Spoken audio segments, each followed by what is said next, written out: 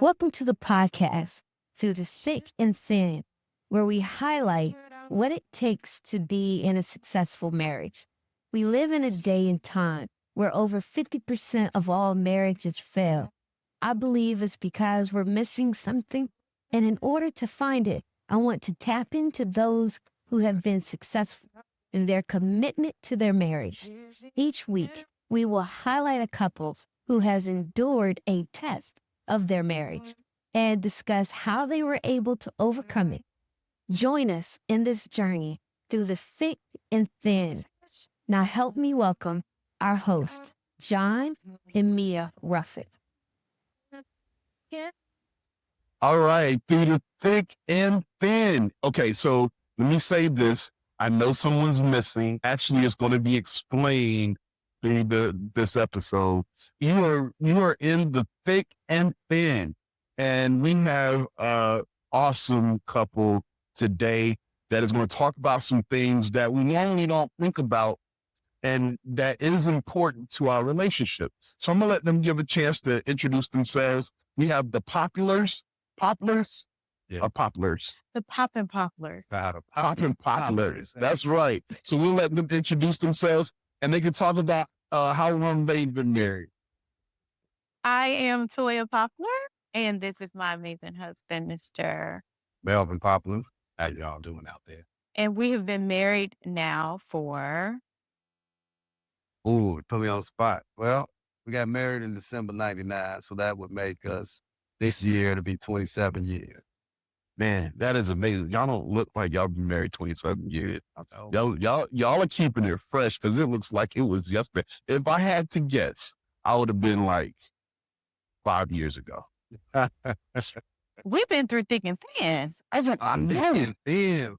Come on. We're getting into it because this is the conversation. How can you be married for 27 years and look like y'all are still have the vitality and the fun of a brand new couple? That is truly the grace of God.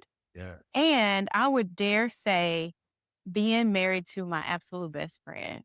Yeah. This is my best friend. We've been together for a long time. I met her in high school. So 16, 17. Yeah, we were young.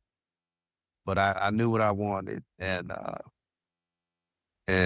we both came from marriages that had, our parents were divorced. So my dad had remarried by that time, and I met Toya. So we was like, I was like, yeah, let's see if I can get a number, get her to give me a number. Well, I'll give y'all the whole story, but I'll let her tell it because my version is a little different. Always. Mine's too. You want to tell us? Can you give them his props? Because I know he was smooth with it. He was smooth. He's actually the first guy in my life that I actually voluntarily gave my phone number to. There it is. That's how super solid he was. Because ladies, when you know, you know. Like, And I firmly believe that a man who finds a wife finds a good thing. So I'm not a Yes. fan of women thinking that they find it. But in terms of finding a friend, I knew that we were locked in for life as friends. So the friendship has always been the foundation for our relationship. yeah. And he's the first and only guy in my history that I voluntarily gave my phone number to. So I am of the belief, and I know I'm wrong for it, but I'm just telling you, I am of the belief that men and women can't be friends. So when you say friends, not just straight platonic friends. Tell me more. Because I think there's just this attraction. I mean, okay, let's exclude those who are not attracted to the object. So Okay. let's exclude them. Okay. But I'm just talking about in general, there's attraction. Like, how can you be a friend? Like, how can you really connect like a friend and have that attraction there? Oh, Because obviously Said it you was not- attracted and not, yeah. So yeah, I was attracted to her, but see, at that time it was high school. I talked to a lot of girls, so it wasn't like I was like okay.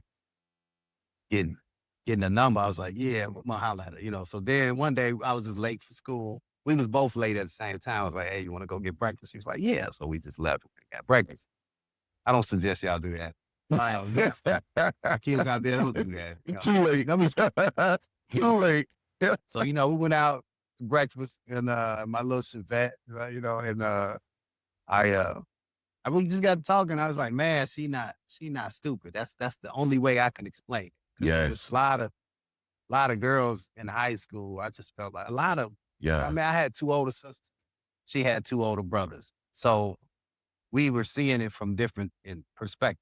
See what I mean? And so it wasn't like I can pull the wool over her eyes or she could pull the wool over mine. You see what I mean? So I always used to be like, man, you're not stupid. It's just blowing my mind right now. You know what I mean? Because I can actually have a conversation with you and we would talk about different things and relationships. And then when we would actually became a couple, we never told nobody in school. It was just like, you know, we could be a couple and nobody know because we was mature enough to do that. So it was. And we were really great friends. Like I was a bit of a tomboy. Yeah. And you said you don't think that people can be friends, but I said I was wrong too, by the way. Well, add that in there. That is allowed. But I had guy friends. I was that girl who my closest friends were guys. I've always like been blessed to have my older brothers, my cousins. So I grew up around a lot of males. So when he says I wasn't stupid, he's implying that I wasn't a chicken head. Like, so we had a lot of commonalities. Yes. And we were really good. We were really good friends then, but that was just a precursor to what you're seeing right now. Right. Yeah.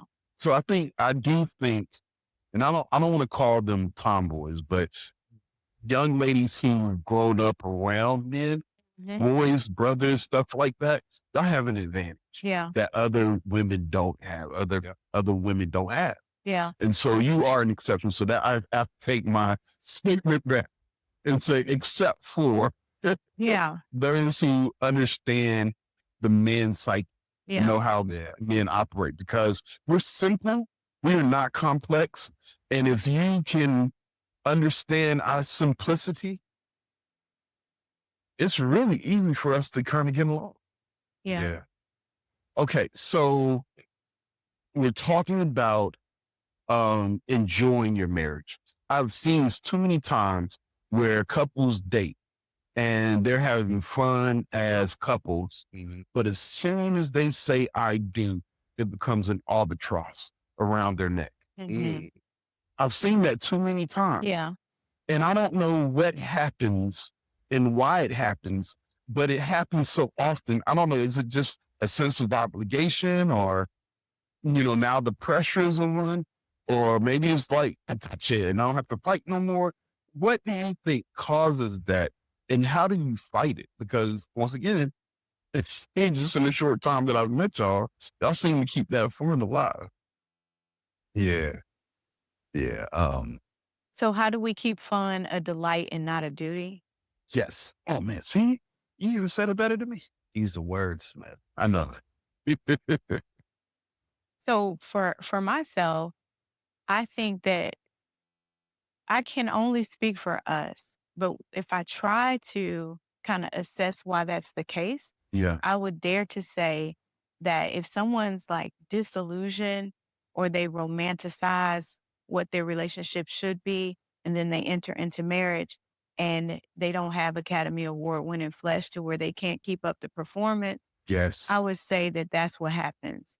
I agree. Oh my goodness. That is so true. So that I would say that that's the case. But for us, the reason that we delight in having fun is because that was our foundation. I think it would be such a bait and switch if we went from being locked in from the beginning and then we got married and it just became box checking. So I do see that a lot of times we put on this face, right? Yeah. When we're dating. And, you know, I remember when I was younger and the first girl that I really was interested in, this was when Naughty by Nature was out. Are y'all in that age group? Yeah, know who Naughty by Nature is? Okay. So, you know, Trench, he used to carry that dog chain, right? With that lock on it. And he used to always carry that Georgia and Hoya shirt. Man, I had one of those. I had the Georgia jersey on. I had the chain with the little lock on it. I was younger, so I looked hard. Mhm. had the hat to the side, Mhm. and I go up to her and I'm like talking my junk, and she thought I was just so hardcore. And I was soft as Mhm. I ain't even gonna lie. By our second meeting, she recognized I wasn't hard. But yo, I'm telling you, that would have been very hard for me to keep up. Yeah, Well, of then you course. I could not keep that up. I Okay. didn't even want to be that kind of You person. keep Yeah. up that facade. Right. You know what I mean? And I think that's important. Like if you can't be yourself around them, then it's not gonna last because you can't keep up an act Right. for that many years in marriage because they're gonna see you at your best or at your worst, right? And so, I think that was one thing we used to talk a lot when we first met in terms of like talk about things, and we were very transparent with one another. And so, I think that was, part of it because she could be herself and I could be myself. And like, it was a couple things that happened. It was like, man, I really like this girl because I can relax when I'm around her. Yeah. I don't feel like I gotta always be on if I'm around. Like you say me, so like if you had to keep up that trench thing all the time, it's exhausting. You know what I mean? Right. And so yeah, yeah, it's a lot of things. So But you understand, because as men, we want to, just like women do, but we want to be attractive. yeah, We want the person we're trying to pursue to want us back. right. Because we know if the girlfriends don't accept us, we ain't getting in. Right. And so we have to be not only cool for the girl we want, but we got to be cool for the other girls as well that's around her. And so, you always got to be the baddest, the strongest, the toughest, the loudest sometimes. But then that doesn't last for long periods of time. No. So what I've heard so far is establish, I'm thinking of word, genuineness, Mhm. authenticity, Mhm. Yeah. right in the beginning. Yeah. Establish authenticity right in the beginning. Yeah.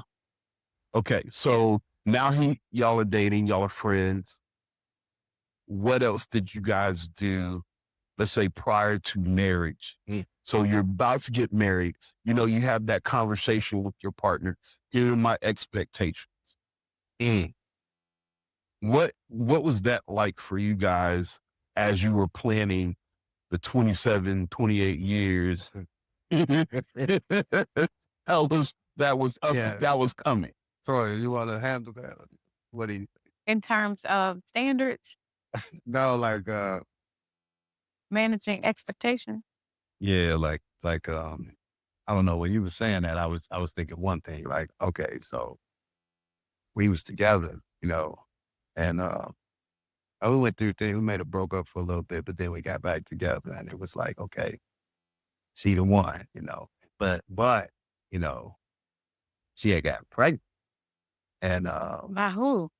by me, my man. Okay, yeah, you did say that. Like, that's all you said was we got broke up. No, it wasn't like that. No, okay, Yeah, we got broke. Well, okay, I'm making sure. Thank you for picking up what I was. Yeah, let's Right. clarify. Yeah, we had separated By little who? things. And then we had got back together because I was like, she is the one. She is the one, and she was in college. I was in college. And I was driving up to Michigan to see her all the time. And anyways, she had got pregnant. And we was, I didn't really know what to do because, my first time being a father, I didn't really know, and I didn't really have a relationship with the Lord either. I think that's a big component of the whole thing. Like when when she had our son, then we moved. She had finished. She was pregnant, going to school at East Washtenaw. She had finished in Michigan, and then she moved back to Tennessee with me, and we was living shacking, and well, they thought we was shacking. It just depends on that terminology, okay? Right, you had your own apartment. She had hers. No, because it was a couple things. No, we were staying together, but when she had got pregnant, she stopped having sex with me. And that's a big thing because sex will blur your vision and make you not see clearly. You see what I mean? So she had stopped having sex with me, but I was like, take care of my son, my girl. She's still my girl. I still love her, but I didn't really understand what marriage was because all I saw was failed marriages. And so even people that were in the church was like, "Oh, y'all shouldn't be shagging." I was like, "Shagging? What?"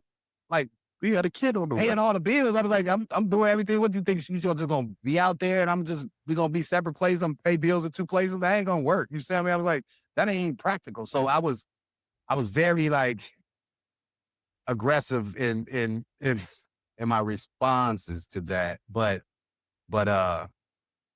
so how do I say it faster? Like so she started going to church. And I was like, why are you going to church?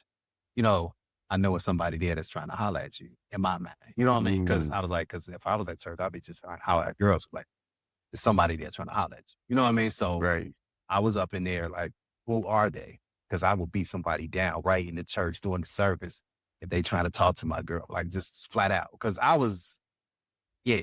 So what happened was, I got to know the Lord and I gave my life to the Lord. Yeah. So we was living together in Nashville. I was working, going to school full time, working like 3 jobs. And then when I gave my life to the Lord, I was like, if you're not married, you can't plan your life. Does that make sense? Right. So I was like, I want to do this God's way. And I came home one day because I'm leaving some stuff out. Like, we was already engaged, okay? And I had asked her to marry me because I felt like she was going to leave, right? And so I love her, but I was like, yeah, we're going to get married, a couple of years from now. I'm going to go ahead and give her the ring, you know what I'm saying? But I was still up in the air like, I'm just trying to buy time. You know what I mean? And This was after she started going to church. Yeah, this was during the time. Like, when during the time. Yeah. I still wasn't getting her. So in my mind, I'm trying to like. You were recognizing she was changing. Growing. She was growing. Yeah. She was growing like, spiritually. I'm changing my life. I'm not doing, and I'm like, shoot, and you said expectations, right? So in my mind, I had this list of everything I wanted my wife to be. You know what I mean? I was like, yeah, she got this. And then when I gave my life to the Lord, God was like, look at this list and put it on yourself too. Are you this, and this, and this? You see what I mean? Yeah. What are you? You know what I'm saying? It's like, so it's like, only God can make any imperfection be a perfection, right? So like, if you're looking for somebody perfect and you ain't perfect, because nobody is, then what you doing? You see what I mean? Because like, God knows who's for you. You see what I mean? And so I was like, I came home, I gave my life to the Lord, and I was like, look, I was like, you want to do this? And then, she was like, yes. And then, You want to do what? like, you ready to do this thing, get married, and so we drove to the courthouse and we were sitting outside and I was like, all serious, like, we ain't no divorce, ain't no divorce for real. Like, Sounds so abusive. I wasn't abusive. You Well, said, no. you You said divorce is not an option. Yeah, that's it. Because we Sorry. both came from divorce. We both came from divorce homes. And Like, so he was like, divorce is can you not a- say that with me? And we probably repeated that like 11 I times. love it. Yeah. Yeah. Okay, so caption for those in the back. I see so many marriages where they just have this assumption of their expectations. But speaking it, Yeah. and man, that's so powerful to say, speak it with you. Yeah. There's no divorce. Speak it with, this is a commitment. Divorce is not- You're not playing. This is a contract. Yeah. That's it. Divorce is not an option. Say it with me. Yeah. Yeah. Divorce is not an option. Ensure that your partner is in agreement with you by making sure that you guys are saying the same thing. Yeah. That is critical, very important. So, Can I share something for the ladies? For the Yes. ladies in the back? yes.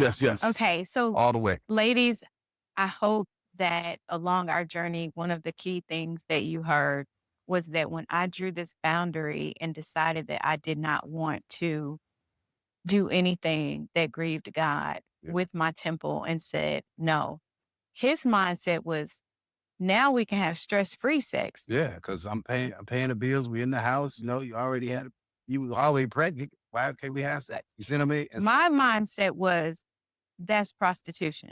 Mm. My mindset was ooh, my body is the temple for the Holy Spirit. Y'all about to change the show. My mindset was You about to change the topic because that is so important. it's just the truth. Like it is what it is. And I mean, you led with authenticity, and something that was very authentic to me was my conviction. My dad was a pastor. I knew better. And I was in middle school, I was the girl who was like, fornication is a sin. Like that was my conviction. So for me to get to high school and betray my own conscience, Mm. by the time I was pregnant, some might have looked at it and thought, oh, it's too late for her. But to me, I thought this is a beginning of a beautiful new beginning Yes. because I don't want to bring my child into an environment of sin. Mm. And that was my deep conviction. And I didn't care who would upset. I knew my good was going to be evil spoke of, Yeah. but I still before God just wanted to have a clear conscience. So that one boundary changed his life. And even when he said he came to church out of jealousy, like God is a jealous lover. And it blows my mind that I fell in love with the lover of my soul. Yeah. So he thought that somebody was trying to holler at me, but in Yeah. reality, I fell in love with the 2,000-year-old Jesus Yeah. who was the God of all comfort, who I finally felt no shame because I knew that no matter what it looked like, my heart was aligned with my convictions. And he- I thank God for our son. I thank God for how our story played out. But I just want to share to the ladies watching, like, not that I'm saying play this game and set this boundary so that this person will stumble upon Christ, but he started to be in pursuit of the one who was pursuing him as a result of me just choosing to fall in love with the lover of my soul. What you're talking about is so complicated, but if it could be communicated, it would save marriages. Mm. You know, so many marriages are destroyed because of sex. Yeah. So many because of our concept of sex. Someone recently I saw on social media, and I want to give them credit, but I can't think of who it is right now. But they had said something that at first sounded controversial. Mm-hmm. They said that men really don't like women. I saw that. You saw what I'm saying? Uh. He was saying what they want or what they are thinking about is how that woman can serve them. They want what they can give them, i.e. sex.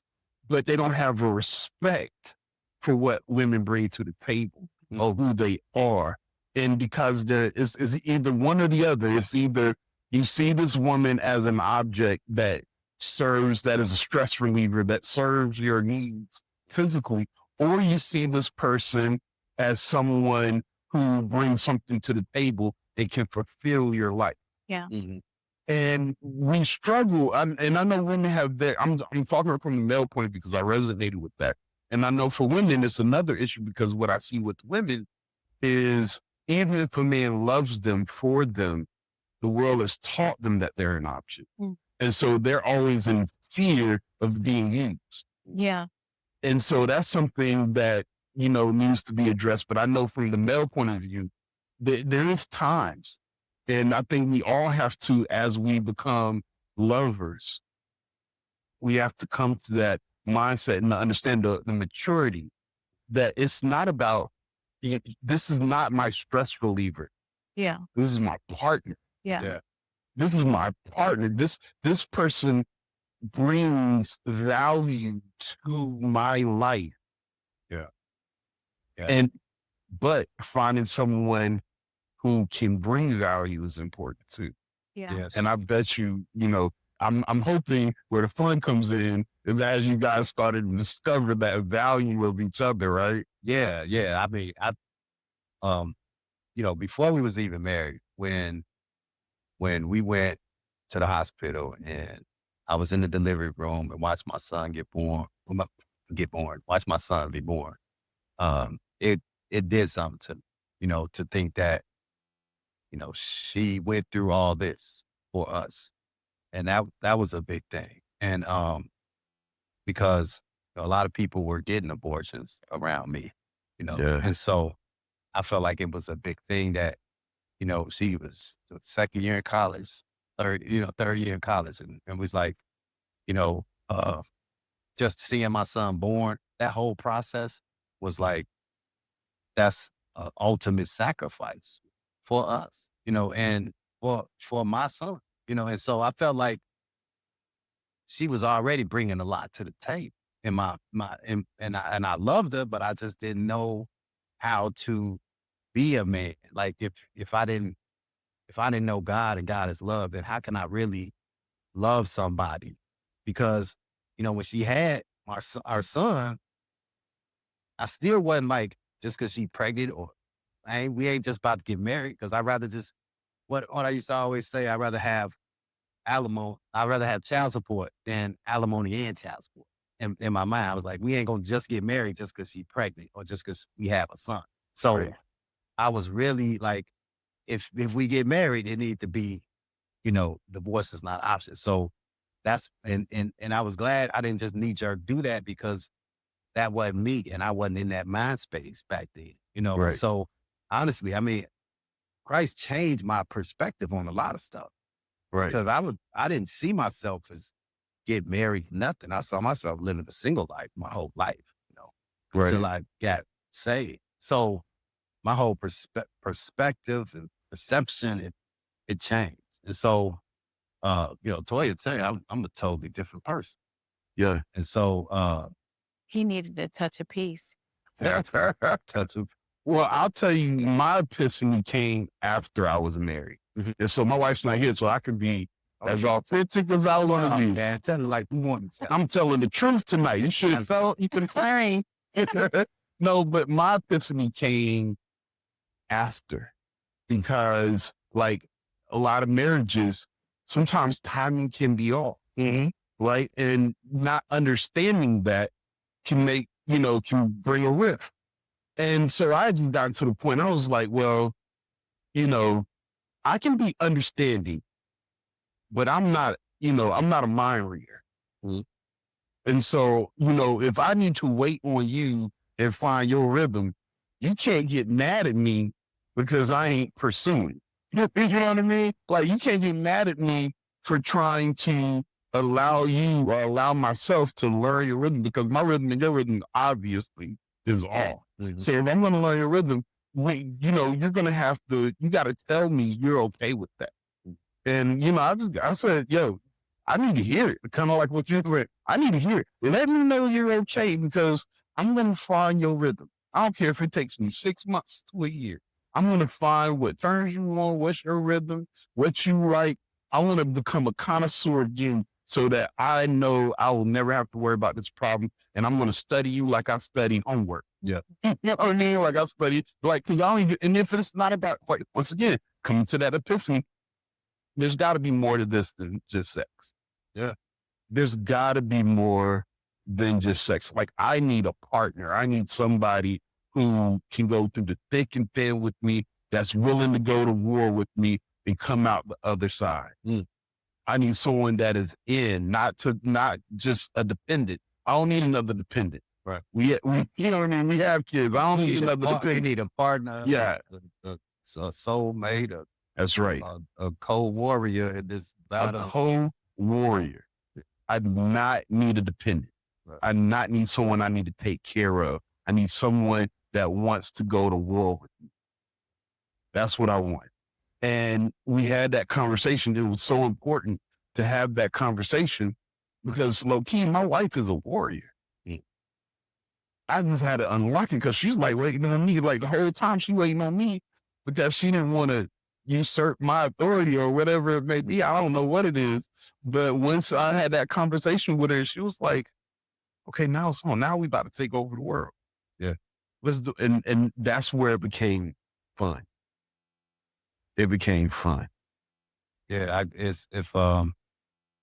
you know, it's she my person, so it's always me and her. And the way I see it, me and her against everybody, you know. But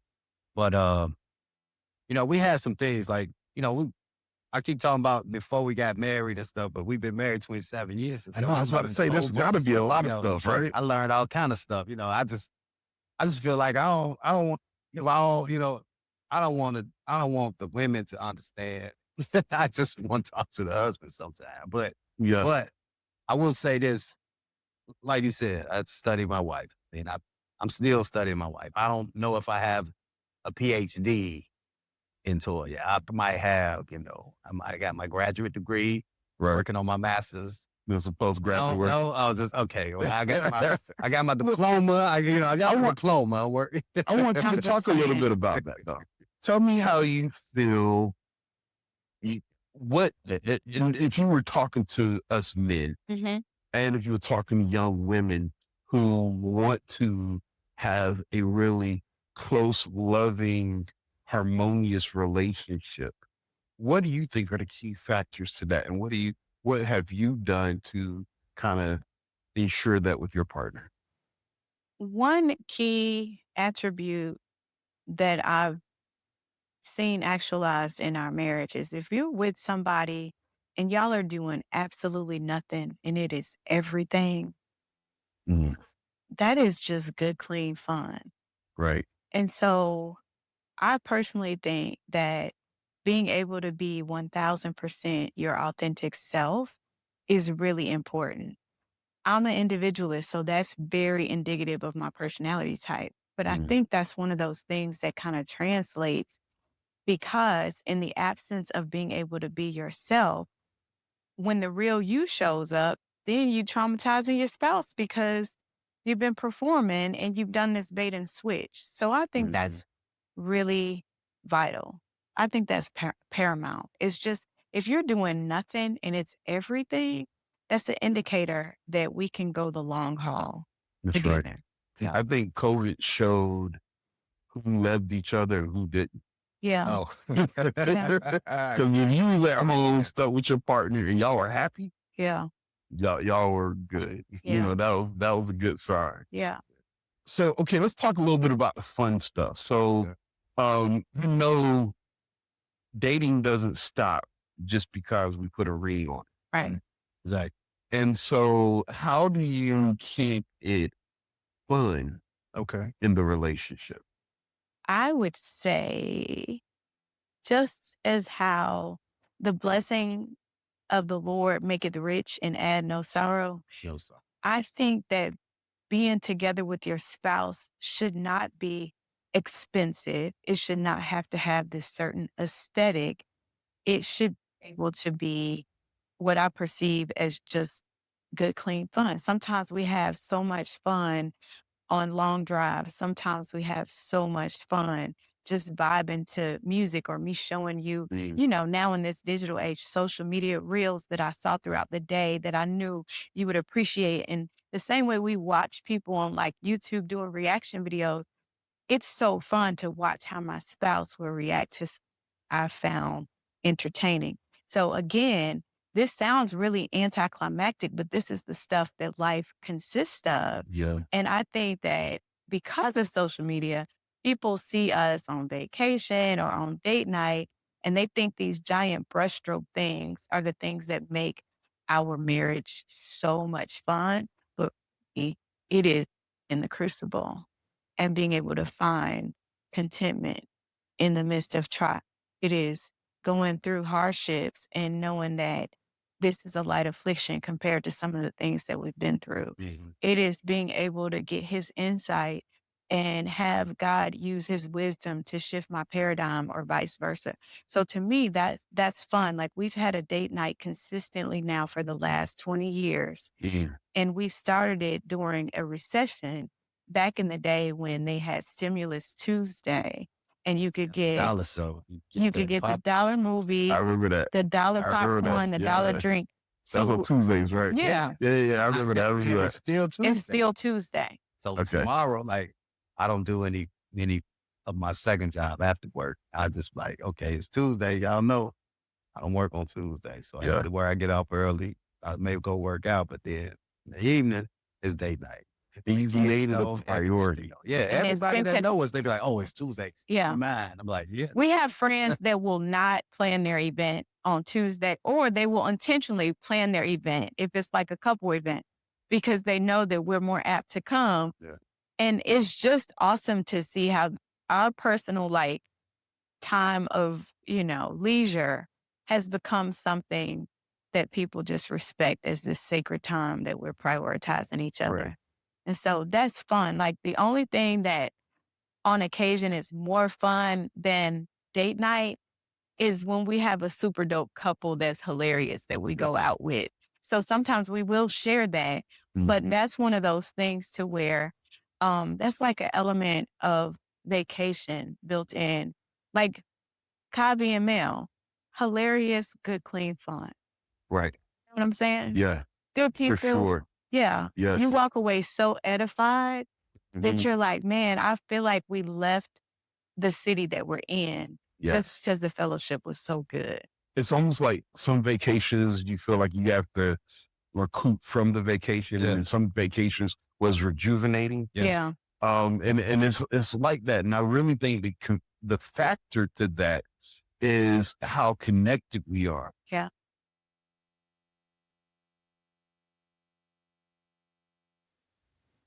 After 20 years of marriage, we have been tested and we have endured. We cannot predict what the next 20 years may look like, but we are sure that we are better together and that we know how to make it through the thick and thin. See you next time.